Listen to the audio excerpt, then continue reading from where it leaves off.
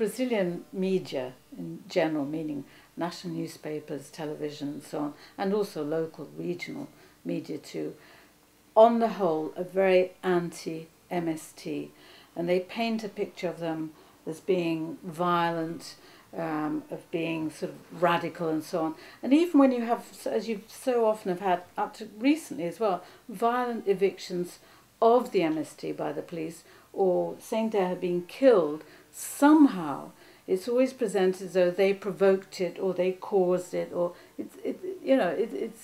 it's presented always with the MST being the cause of the violence, and being this sort of rabble, being this sort of undisciplined group of layabouts and no-gooders who just want to get land for nothing. Wouldn't you agree? I think that's certainly the case. Sometimes you feel the MST themselves don't help themselves, because they're not very good at inviting the press to see some of their real achievements. And they tend to be, perhaps because they've had their fingers burnt so often, they tend to be very suspicious. But they've got such wonderful things going on in some of their settlements. One thinks that they could do a lot more in actually promoting their own image.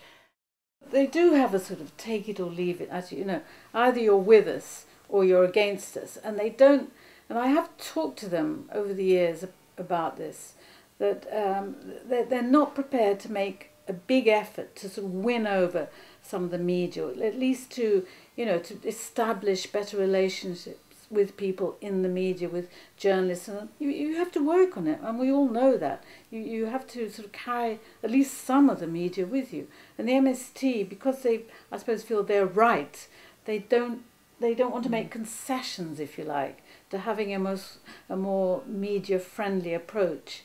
And I think that's a great pity in a way, because they don't get the chance to explain what they're doing, to show what they're doing, and they are in fact doing so much.